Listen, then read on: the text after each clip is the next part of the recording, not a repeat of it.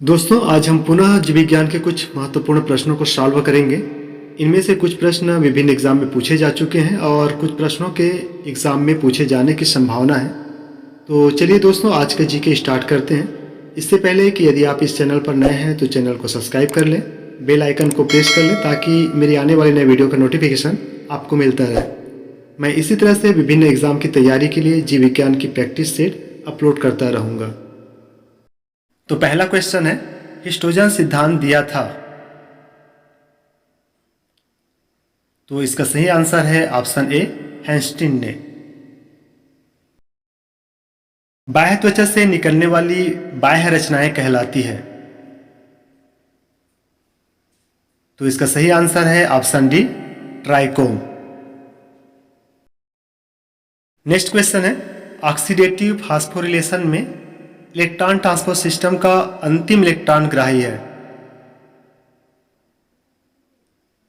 तो इसका सही आंसर है ऑप्शन सी, साइटोक्रोम A3। ग्लाइकोलाइसिस भाग है।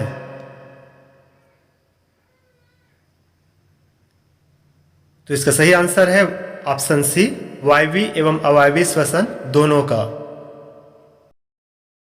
नेक्स्ट क्वेश्चन है, प्रकाशकालिता के दौरान पादपों में प्रकाश के आवागमन का स्थान कौन सा है?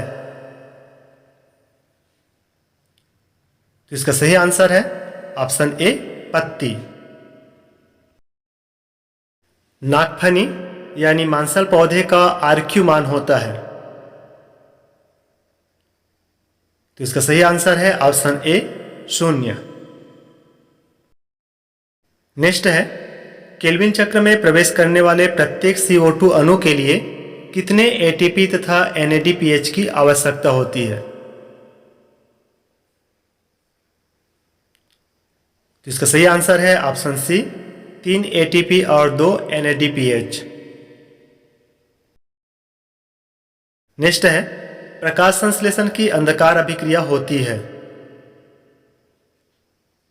तो इसका सही आंसर है ऑप्शन सी, स्ट्रोमा में। हरित लवक में प्रकाश संश्लेषण की प्रकाश अभिक्रिया यानी कि हिल अभिक्रिया संपन्न होती है। तो इसका सही आंसर है ऑप्शन बी, ग्रेना में। दृश्य प्रकाश 680 nm से अधिक तरंगदैर्घ्य में क्वांटम लब्धि में कमी आ जाती है, यह कहलाता है। तो इसका सही आंसर है option B, red drop. 680 nm से अधिक तरंगदैर्घ्य के साथ साथ लघु तरंगदैर्घ्य देने से प्रकाश संश्लेषण की दर में वृद्धि होती है, यह कहलाता है। तो इसका सही आंसर है ऑप्शन ए, इमर्सन प्रभाव। ग्लाइकोलाइसिस की क्रिया संपन्न होती है। तो इसका सही आंसर है ऑप्शन बी, कोशिका द्रव्य में। क्रेब चक्र की क्रिया संपन्न होती है।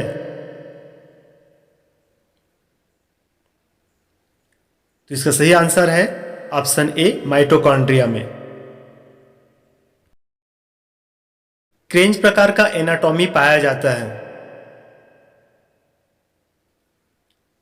तो इसका सही आंसर है ऑप्शन बी, C4 पौधों में। ग्रेना रहित क्लोरोप्लास्ट पाए जाते हैं।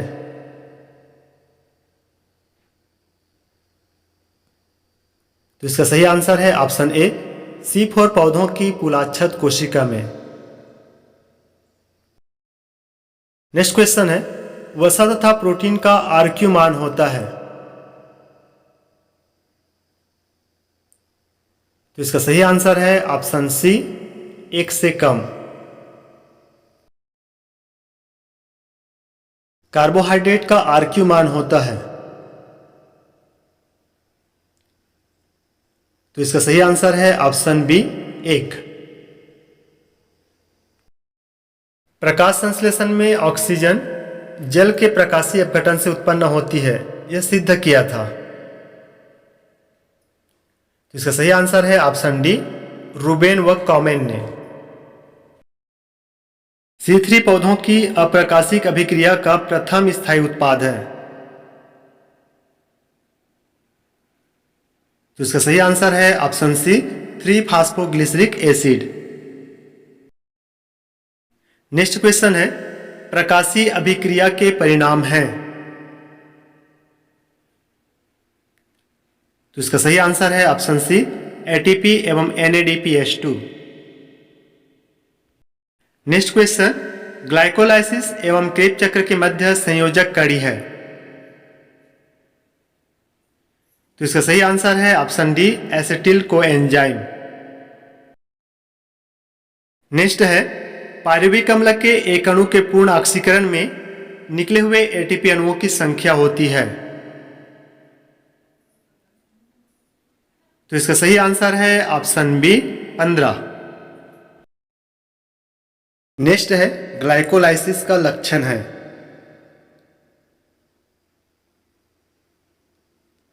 तो इसका सही आंसर है ऑप्शन सी ग्लूकोज का पायरुविक अम्ल में बदलना। नेक्स्ट क्वेश्चन माइटोकॉन्ड्रिया में इलेक्ट्रॉन अभिगमन तंत्र स्थित होता है। तो इसका सही आंसर है ऑप्शन बी आंतरिक झिल्ली में। नेक्स्ट क्वेश्चन पेंटोस फास्फेट पथ जो ग्लाइकोलाइसिस चक्र का विकल्पी है, इसमें शुद्ध एटीपी अणुओं का लाभ होता है। तो इसका सही आंसर है option B 35 ATP. Pentose phosphate पथ क्रेब चक्र से अधिक उपयोगी है क्योंकि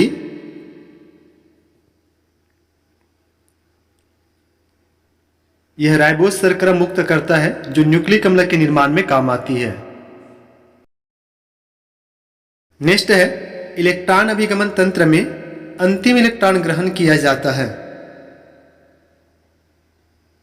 तो इसका सही आंसर है ऑप्शन ए आणविक O2 द्वारा।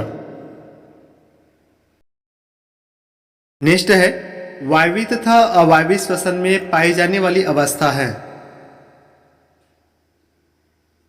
तो इसका सही आंसर है ऑप्शन बी ग्लाइकोलाइसिस।